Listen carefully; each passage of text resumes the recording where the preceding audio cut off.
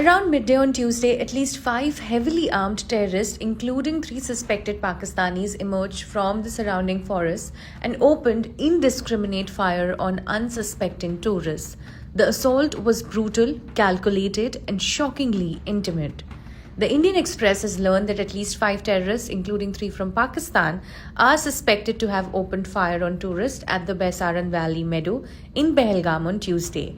According to sources, eyewitness accounts and intelligence reports suggest that at least 2 of the attackers are suspected to be local militants. An officer from the security establishment told the Indian Express, and I quote, "The Urdu that they, as in the foreign terrorists, spoke is from certain parts of Pakistan. At least 2 local militants are suspected to be accompanying them." Authorities have released sketches of at least 3 terrorists and announced a reward of 20 lakh rupees each for any information about them. Highly placed sources said one of the suspects is believed to have been involved in an attack on an IAF convoy, which claimed the life of a corporal rank personnel last year. A source from the central agency said, and I quote, "The 2 others are believed to be from Bijbehara and Tokepora, Kulgam. They went to Pakistan in 2017 and returned to the valley last year. Information has been received that they received training in Pakistan. They were associated with the Jaish-e-Mohammed, and initial investigation suggests that the Lashkar-e-Taiba and the Jaish allied to execute this attack." Another source said they are probing the involvement of a top Lashkar command, Saifullah Kasuri, alias Saifullah Khalid, who has been a part of several terror attacks for nearly 2 decades now. He's close aide of 26/11 Mumbai attack mastermind Hafiz Saeed, sources said. But the question that haunts the nation is, where are these terrorists now?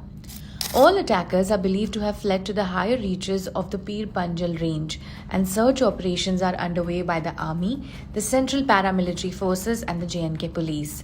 An officer from JNK police said the attackers are suspected to have had on body cameras, which is now a normal practice these days. He added, and I quote, "All attacks in Jammu in the past 3 years have been shot through body or gun-mounted cameras. These videos are used for propaganda purposes. The LAT has come out with propaganda material using the footage. It's still unknown how the attackers entered Kashmir and for how long they have been in the valley." A team of senior National Investigation Agency officers reached the crime scene on Wednesday.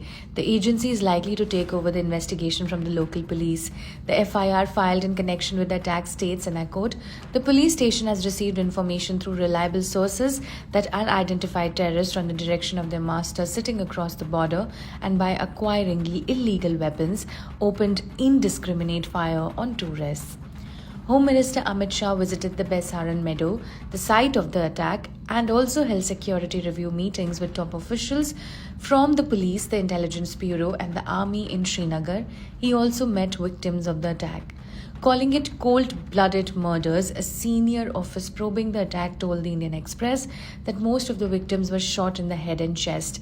At least 12 victims had head injuries from close range, another officer said. The attackers appeared from the jungle and went back in once the carnage was over.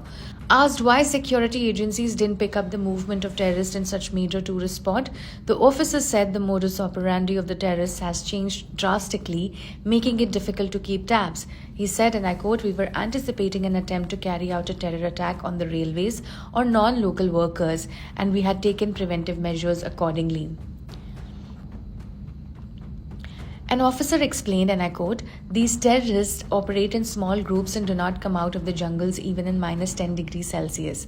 They don't use any gadgets, so there is no possibility of gathering technical intelligence. Besides, they keep on moving. For example, if there is input about the presence of a group of terrorists on the ridges of Sunarg, by the time we respond, they have already shifted to another area. Within a few days, they could be in upper reaches of Pahalgam or even Bandipur. It is all connected through the jungles." He said the influx of tourists, especially in Pahalgam, is massive.